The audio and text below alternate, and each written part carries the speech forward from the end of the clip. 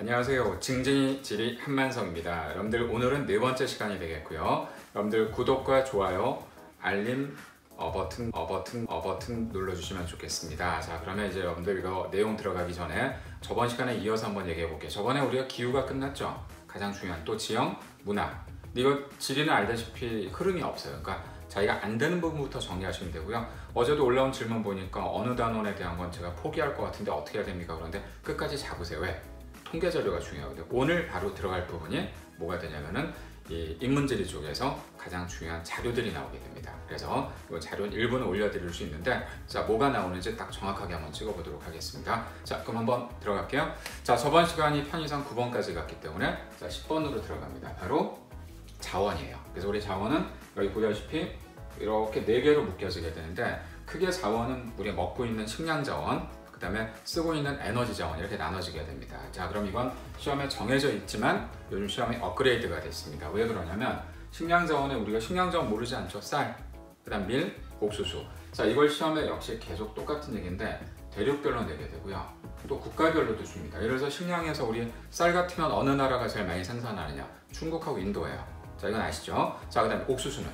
옥수수가 1위가 어디가 되냐면은 바로 미국이 됩니다. 그러니까 미국이 되는데, 미국은 생산량도 1위고 수출량도 1위이기 때문에 작물에서 굉장히 중요한 거는 생산량과 수출량, 심지어 그 전체적으로 수입하는 양까지도 알아주면 더 좋을 것 같습니다. 그래서 이동하는 거나 그 가지고 있는 어떤 포션이 어떻게 되는지도 되게 중요하거든요. 그러니까 이게 나온 것 중에 국가별로, 대륙별로 정리해 주시면 되겠고, 자, 이게 한 해 걸러 내는데 기호작물이 나오는 경우도 있어요. 기호작물은 커피, 카카오, 그 다음에 차, 이렇게 되기 때문에 자, 이것도 원산지 아셔야 되고요. 그다음에 가장 생산을 많이 하는 나라가 어딘지, 아니면 요즘은 대륙별로 이게 좋아요. 대륙별로 거꾸로 또 문제를 주기 때문에 상당히 변수를 많이 가리고 또 내거든요. 이것까지도 예측하시고, 조금 제가 볼 때는 대륙별로 볼 때는 크게 보셔야 됩니다. 그냥 자잘하게 이렇게 보지 마시고, 아시아는 당연히 쌀이다. 쌀이 월등하게 많겠죠. 그죠? 그럼 쌀 같은 경우는 누가 봐도 알 수가 있는데, 여기서 중요한 나라는 호주예요. 호주.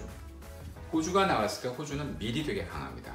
그러니까 옥수수하고 쌀은 또 별로 없어요. 그러니까 이럴 때는 큰 나라를 보지 말고 작게 호주를 딱 봐주면 거기서 밀이 나올 수가 있는 거죠. 그렇게 보셔야 됩니다. 자, 가축. 이거 수업할 때 이건 이제 돼지가 나오면 애들이 다 알아요. 돼지가 나오면 전 세계 돼지의 반이 중국 돼지예요.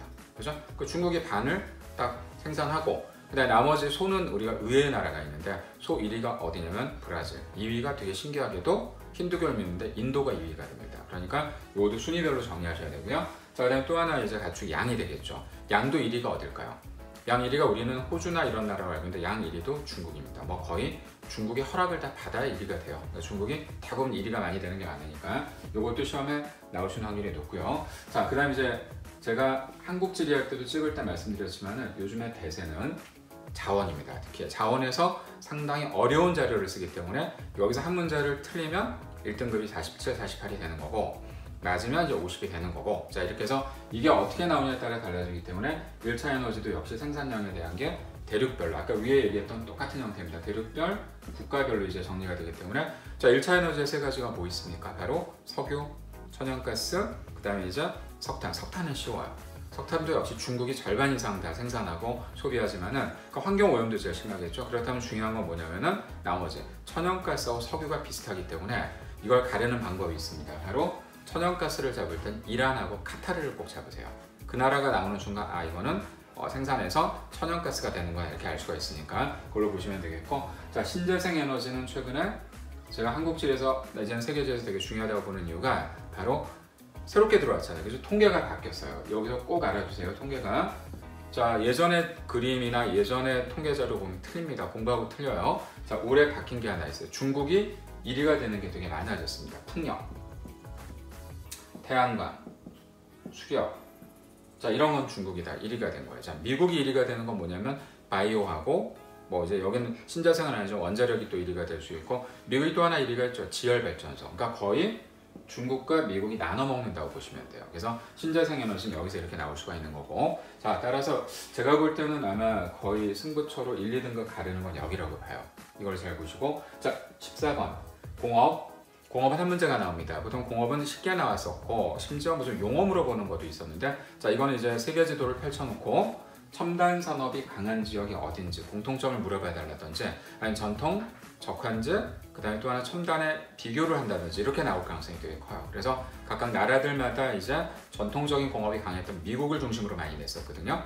미국은 대륙이 워낙 국가가 크니까 뭐 뉴욕을 찍어준다든지 휴스턴을 찍는다든지 LA를 찍어서 LA 같은 경우는 또 영화 산업이나 우리가 알고 있는 실리콘밸리가 주변에 있으니까 바로 그 산업들을 가지고 또 이렇게 내는 경우가 있었는데, 자 이것도 이제 의외로 지도를 가지고 시험에 낼 수가 있으니 이건 통계 자료보다 지도가 나올 확률이 되게 높으니까 잘 보시면 되겠고요. 자 그럼 이제 딱 끊어서 15번 들어갑니다.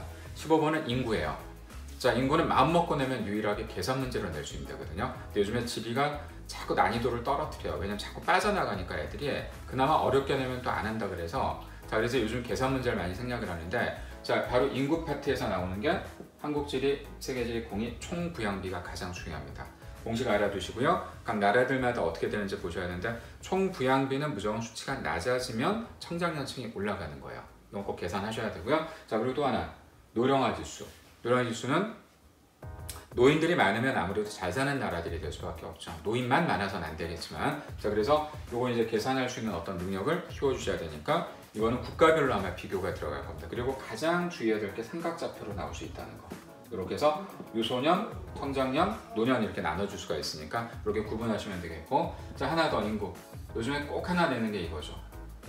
얘는 어렵진 않은데 요즘에 추가된 게 왜냐면 각 국가마다 지금 이동을 한단 말이에요. 여기저기 이동하게 되니까 이거 왜 이동을 하지? 라고 본다면 어떤 이동이 될까요? 바로 경제적 이동.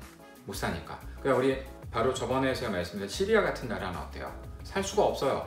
난민들이 발생하고 종교적인 갈등, 그 다음에 또 이념적인 갈등도 일부 있고 뭐 여러 민족적인 갈등이 있으니까 또 이런 사람들은 어디로 이동을, 어느 나라로 가는지, 그 다음에 예를 들어 독일 같은 나라는 어떤 나라에서 많이 들어오는지, 터키가 많이 들어오거든요. 폴란드에서도 많이 들어오고, 그러니까 각각 나라들을 지도에서 찾아내야 됩니다. 그러니까 이 자체에서 인구 이동은 최근의 동향을 딱 파악하셔야 돼요. 그러니까 시사적인 문제로 나올 확률이 되게 높겠죠. 그래서 자 경제적 이동, 정치적 이동 이렇게 이제 나눠주면 되겠습니다. 자 이제 그래서 이거는 인구 됐고, 그다음 비슷한 유형의 형태가 바로 이 도시예요. 도시는 하나가 나오는데 여기 시사적인 문제가 될 수 있는 게 도시의 규모, 크기의 비교도 있지만 또 하나 중요한 거는 도시와 율 있죠. 이게 높은 나라들은 보통 잘 사는 나라들이에요. 그리고 높긴 하더라도 올라가는 폭이 이렇게 급격하게 올라가면 라틴 아메리카가 높게 올라가요. 그래서 자 이건 높은 나라라고 해서 무조건 선진국은 아니고 여기서 하나 덧붙여야 될 게 있습니다. 말장난인데 도시 인구 증가율은 개발도상국이 높아요. 지금 막 치고 올라가니까. 그러니까 경제 성장률하고 비슷한 거예요. 경제 성장률이 높은 나라들이 잘 사는 나라가 아니에요. 그죠? 이미 다 된 나라들은 더 안 와요. 우리나라가 지금 현재 경제 성장률이 연 2%밖에 안 되잖아요. 못 사나요? 아니죠. 근데 뭐 중국이나 인도는 막 10%, 7% 이렇단 말이에요. 그럼 그거는 개발도상국이니까 올라갈 잠재력이 큰 거죠. 뭐 비교하십니다. 비교해 주면 되겠고요. 자 이제 막바지로 왔습니다. 마지막에 한 4개 정도 분쟁 지역을 꼭 하나 마지막에 주는데, 이걸 주는 이유는 뭐냐면 전 세계의 어떤 시사적인 패턴을 읽고 있느냐를 물어보는 거예요. 그래서 현재도 싸우고 있고 앞으로도 싸울 거고 계속 싸워오는 어떤 형태가 있는데, 분쟁 지역은 이렇게 캐시미르 같이 자 종교적인 갈등. 자 이거는 저희 그림을 못 그려서 그런데 지금 여기다 자 인도에 보면은 바로 위에 보면 파키스탄이라는 나라가 있어요. 거기 사이에 캐시미르라는 데가 있습니다. 그렇다면 여기는 전통적으로 뭐하고 뭐가 싸움이 되면 힌두교하고 이슬람 간의 갈등이 있었고, 올해 최근에 인도 쪽 캐시미르 영에서 이게 인도 자치령이 인도 쪽에 좀 포함된다라고 얘기가 되고 있어요. 그럼 이게 싸움이 더 심해지겠죠? 이런 문제도 발생할 수 있고, 자 분쟁 지역 이런 것만 있는 게 아니죠. 경제적으로 물 분쟁이 있어요. 중국 같은 경우 상류에다 댐을 딱 걸어버리니까 아래쪽에 있는 5나라가 물을 잘 못 쓰죠. 메콩강이 들어갈 수 있고요. 그래서 국제하천은 2개 이상의 나라들이 문제가 될 수 있는 그런 형태를 분쟁 지역이라고 보니까 이런 것도 있고, 또 우리 또 중국 같은 나라는 또 어때요? 공공의 적이죠. 요즘에 난사군도, 시사군도, 그죠? 센카쿠 또 이런 데가 전부 다 중국이 개입이 돼서 주변 국가들하고 분쟁을 일으키니까 이 분쟁 지역 꼭 냅니다. 뭐 이건 안 나올 수가 없고요. 자 아까 제가 하나 했던 것 중에 음식 비교가 나오는데, 음식 비교는 기후에서도 나올 수 있지만 음식을 직접 비교하는 경우도 있어요. 그래서 어떤 친구가 질문에 올린 거 보니까 왜 20개가 문제인데 22개, 21개가 예상 문제예요 그러는데, 한두 개 정도는 왜 그러냐면 예상 문제에서 벗어나긴 했지만 나올 수 있는 가능성이 있어서 팁으로 드리는 거예요. 그러니까 이런 문제들이 나올 수가 있으니까 그냥 시험 문제에서 이런 게 있죠. 다 어렵게 내면 이 선택할까요? 아니죠? 쉬운 것도 줘야죠. 재밌는 것도 줘야지 선택을 하니까 그냥 음식 이렇게 그릇에 담아주고 뭐야 이렇게 물어볼 수 있으니까 예를 들어서 우리가 터키 하면 뭐가 유명할까요? 아이스크림이 아니에요. 터키는 바로 케밥. 자, 양고기를 가지고 꼬치같이 이렇게 먹는 게 있죠. 그게 나오면 이건 이슬람권이 됩니다. 왜냐면 이슬람은 돼지를 먹지 않으니까. 돼지를 먹지 않기 때문에 어떻게 되냐면 아까 조심 얘기했던 대로 이런 형태로 바뀌어서 이제 양으로 이제 양을 먹는다는 얘기죠. 그렇게 바뀐다고 알아주면 되겠고. 자, 그다음에 이제 두 개. 경제협력체하고 환경이 나오는데 경제협력체는 EU, 나프타 하나는 제가 뺐는데 아세안이라는 게 있어요. 자, 이 세 가지의 그 협력체를 가지고 서로 통계 자료를 비교하게 됩니다. 이건 이제 예전에 한번 수능 잘못 내서 복수 정답이 돼서 소송이 걸린 적이 있기 때문에 최근엔 이거를 많이 못 내요. 하지만 또 최근엔 통계 자료가 정확하게 또 나오기 때문에 또 볼 수 있고 이 이외에 한 2개 정도의 어떤 그 형태가 또 나올 수 있는 게 에이펙이라든지 멀커스라고 해서 남미 공동화 시장이라는 게 있습니다. 이런 거 가지고 또 비교할 수가 있어요. 그것도 나올 수 있고. 자, 이제 마지막으로 하나. 협약이죠, 협약. 자, 협약이 들어가는데 협약은 바로 이제 환경 문제가 생길 때 4가지가 있죠. 사막화도 있고 뭐 지구 온난화도 있고 그다음에 이제 오존층 파괴, 산성비. 이게 협약이 있단 말이에요. 그러니까 여기 협약 중에서 몬트리올 의정서도 있고 최근에 파리 기후 협약 꼭 알아두세요. 최근에 들어왔습니다. 교토 의정서를 대신해서 파리 기후 협약이 들어왔는데 모든 환경 문제에선 중국과 미국이 다 영향을 주고 있다는 거 하고. 자, 이거 이외에 또 들어갈 수 있는 게 제네바 협정, 바젤 협정, 런던 협정 다 정리하셔야 됩니다. 그게 지도에서 나올 수도 있고요. 각각 어떤 환경 문제랑 연결시키는지 이런 걸 가지고 들어갈 겁니다. 자, 제가 되게 급해서 여러분들 빨리빨리 올려드렸는데 질문을 제가 많이 받을 거예요. 이제 시험이 며칠 안 남았습니다. 정리 잘 하셔야 되고요. 여기서 이제 질문할 거 있으면 정확하게 올려주면 제가 답을 하도록 할게요. 여기까지 해서 마무리하도록 하고요. 자, 여러분들 아시겠지만 구독과 좋아요, 그다음에 알림 버튼 눌러주시기 바랍니다. 자, 여기까지 마무리할게요. 감사합니다.